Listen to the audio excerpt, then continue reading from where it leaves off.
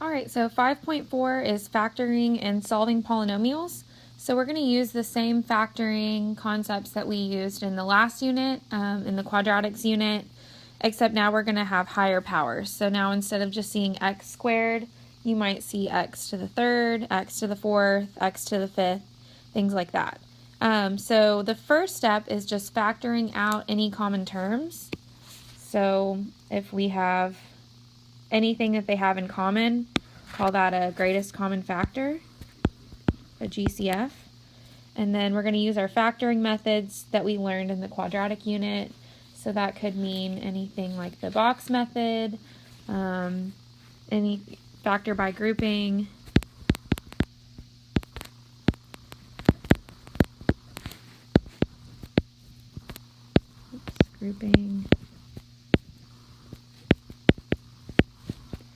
anything that we have learned in the past. All right, so let's look at these examples. In the first one, number 1, we have something that they all have in common. So if I want to pull out a greatest common factor, they all have an x in common. So I'm going to pull out an x from every single term, and that leaves me with x squared minus 2x minus 15. And so from that, now I can just use step number 2. I can factor it using the old methods that we had before. So I need two numbers that multiply to get a times c, so multiply to get negative 15, and then add to get my middle term, so they need to add to get negative 2. So from that I have a negative 5 and a positive 3. So I'm going to rewrite this x out in front. Then I have x minus 5 and x plus 3. And so you can actually refoil that out to check your answer if you want to go back to the original, or you can just leave it as is. Number 2, first step is greatest common factor. They both have a 2 and they both have a y cubed. So if I pull that out, I'm left with y squared minus 9. And if I were to multiply or distribute this back out, I would end up with what I originally started with. So then I can factor just the stuff that is in parentheses. This is a difference of 2 squares, that special pattern that we talked about last time. So since you have 2 terms, I can take the square root of each term. So I'm going to rewrite this as 2y cubed, y plus 3, and y minus 3. And then I am finished. For number 3, things that they all have in common, I can pull out a 4. They all have a 4 in common. They're all multiples of 4, and then the highest power is z squared. So I can pull out 4z squared. If I pull out a 4z squared from the first term, I'm left with z squared minus 4z plus 4. Then I want to factor the stuff that's in parentheses. So I need two numbers that multiply to get 4 and add to get negative 4.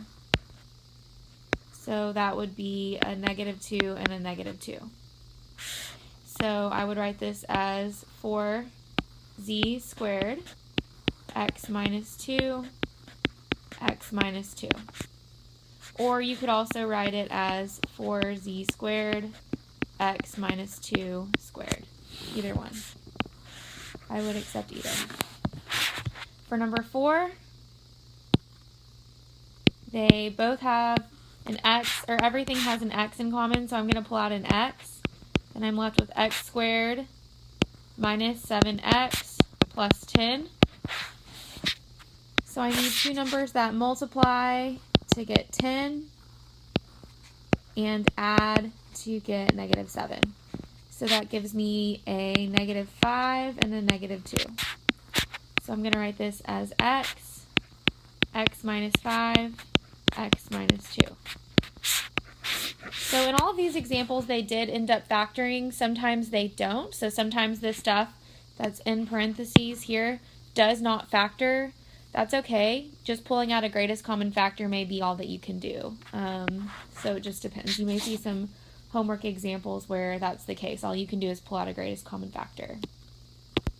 So here we have some special factoring patterns like the sum and the difference of cubes. So we did a little bit of practice with that when we were multiplying in the last lesson. Now we're going to see it when we're factoring. So here we have two terms. They are both cubes. And so I'm going to call, if I look at number 5, I'm going to say that x cubed, a is going to be x. So if I take the cube root of x cubed, I get x. And if I take the cube root of 125, I would say that b is 5. So if I were to take 5 cubed, I would end up getting back to 125. So basically, take the cube root of each. Then I'm going to follow this pattern.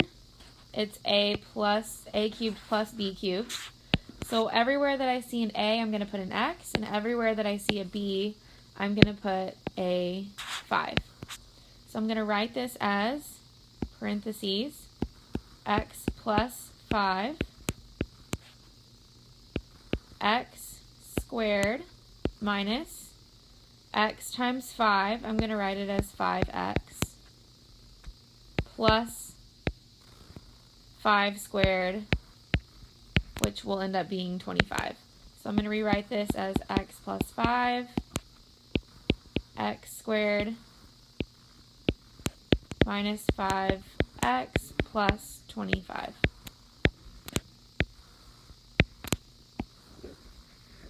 Okay, if I look at number 6, if I took the cube root of 8x cubed, if I took the cube root of that, then I would get 2. So the cube root of 8 is 2. The cube root of x cubed is x. And if I took the cube root of 27, I would end up getting b equals 3. So I would write this as 2x plus 3 times 2x squared minus 2x times 3 plus 3 squared. So everywhere I see an a, I'm going to fill in 2x, a, b, b squared. Then I'm going to simplify this. I'm going to rewrite it as 2x plus 3. 2x squared becomes 4x squared because I have to square the 2 and I have to square the x, minus my 2 and my 3 will combine to be a 6x, and then 3 squared is 9. If I look at number 7, now I have a difference of 2 cubes, so that's going to look like this formula here. The only thing that's different is now we have a minus sign, and then this becomes a plus sign. So cube root of 8 is 2.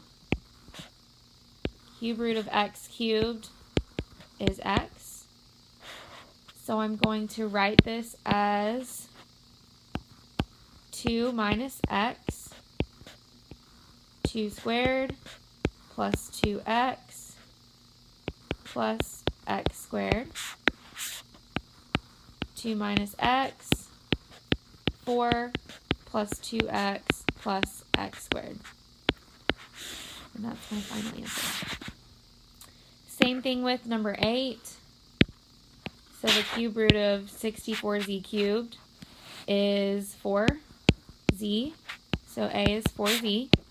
And cube root of 1 is still just 1.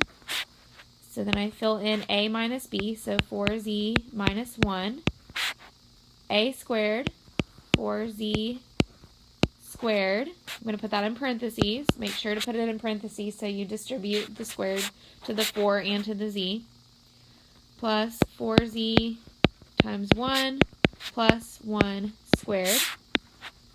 Rewrite this as 4z minus 1. 4z squared is 16z squared plus 4z plus 1. And that's my final answer. So whenever you have a cubic with 4 terms, it's easier to factor by grouping. And so if we look at number 9, what I mean by factoring by grouping is I take the first 2 terms and I pull out a greatest common factor. So in the first 2 terms, I have x cubed minus 3x squared. I can pull out an x squared from both terms, and that leaves me with x minus 3. Then I do the same thing for the last 2 terms. So I have a negative 16x plus 48. I also pull out a greatest common factor for those. And so if I pull that out, I could pull out 16. So if I pull out a negative 16, I'm left with x minus 3.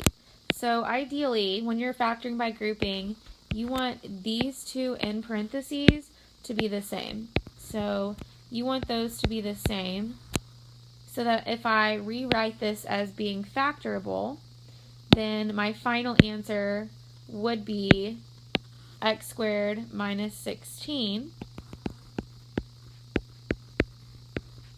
and x minus 3. Now I can take it a step further. You need to make sure it is completely factored.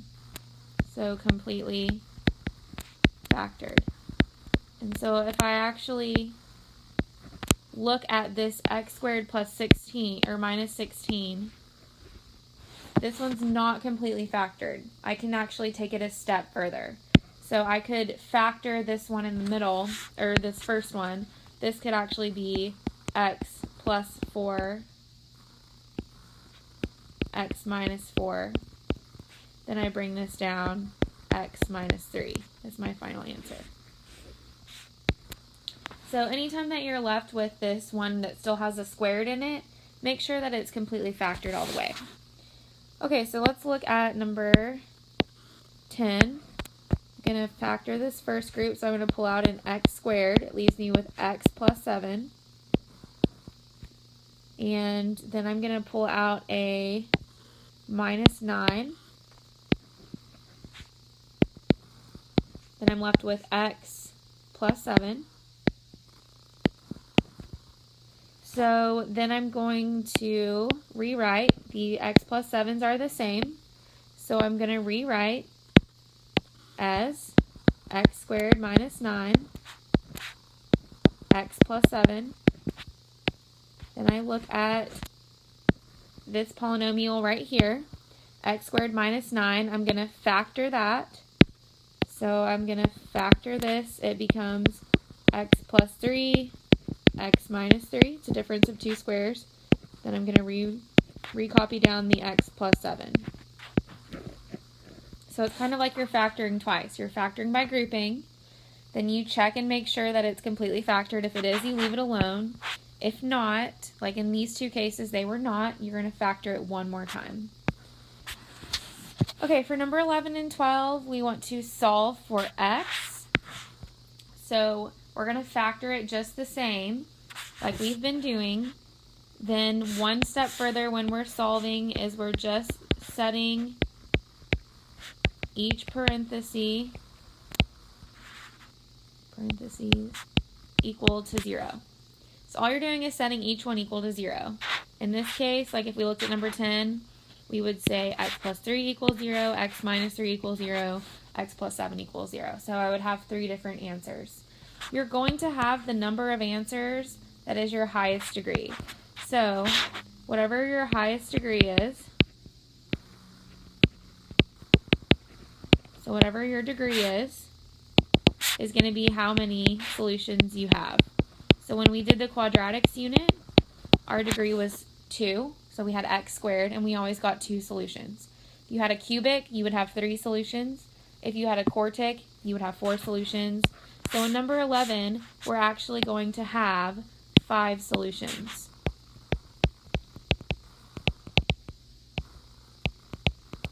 So if I were to solve, first I'm going to move this 18x cubed to the other side. So I'm going to rewrite this as 3x to the 5th minus 18x cubed plus 15x equals 0. So first step is just setting it equal to 0. Then I'm going to pull out my greatest common factor. So I can pull out a 3 and I can pull out an x. I'm going to write this as x to the 4th minus 6x squared plus 5 equals 0. Now I want to factor the stuff that is in here. It is a quartic, but we treat it just like a quadratic. So I need two numbers that multiply to get 5 and add to get negative 6. So I could have a negative 5 and a negative 1. So if I factor this, I'm going to say 3x x squared minus 5 and x squared minus 1 equals 0. And so that is my answer. Now I want to set each one of these three things equal to 0. So I'm going to say 3x equals 0. I'm going to say x squared minus 5 equals 0. And I'm going to say x squared minus 1 equals 0. So once I do that, I'm going to go ahead and erase this over here so I have more room. If 3x equals 0, I divide each side by 3. So 3x equals 0, x equals 0. So one of my solutions is 0. If x squared minus 5 equals 0, x squared equals 5. So x equals plus or minus the square root of 5. I take the square root of each side. And so these are two answers. Then x squared minus 1 equals 0. X squared equals 1. X equals plus or minus the square root of 1. So x equals plus or minus 1. And so if I were to, I'm going to give myself a little bit more room. If I were to actually write out all of my answers, I'm going to say that x equals 0, negative square root of 5, square root of 5, negative 1, positive 1. So I have 1, 2, 3, 4, 5 solutions. Okay, if I try this last one, number 12. I'm going to erase some to have more room. It's already set equal to 0. The highest degree is 5, so I'm still going to have 5 solutions. If I were to pull out the greatest common factor, then that would be 9x. So I'm going to say 9x. Then I'm left with 4x to the 4th minus 9 equals 0. This right here, so the stuff that is in parentheses, I can actually factor. If I take the square root, it's like a difference of two squares. I could square root the first, square root the second. So I'm going to rewrite this as 9x, 2x squared plus 3, 2x squared minus 3. So it's like a difference of two squares. How did I know that? I have two terms. I can take the square root of each one. So a good way to kind of decide how do I know it's a difference of two squares, I can square root the first and the second, and then a big clue is that I only have two terms. So if you only have two, it's probably going to be the difference of two squares. Then I set each one of these three equal to 0. 1, 2, 3. So I'm going to say 9x equals 0. So x equals 0 is one of my solutions. Then I'm going to say 2x squared plus 3 equals 0. So 2x squared equals negative 3. Divide by 2. X squared equals negative 3 halves. Square root.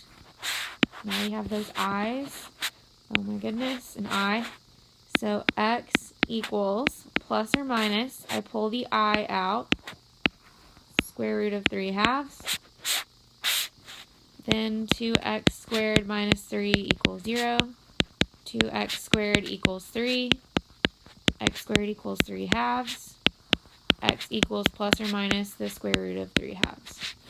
So my final answer, if I were to write my 5 solutions, x equals 0, negative I square root of 3 halves, I square root of 3 halves, negative square root 3 halves, and a positive square root of 3 halves. And we're not going to worry about simplifying the radicals just yet. We haven't really learned how to do that as much. I'm not going to be too picky about it. We'll learn how to rationalize later on. So these 2 examples were probably the hardest. You won't see anything this difficult probably on the homework, but I'm glad that we could do these together.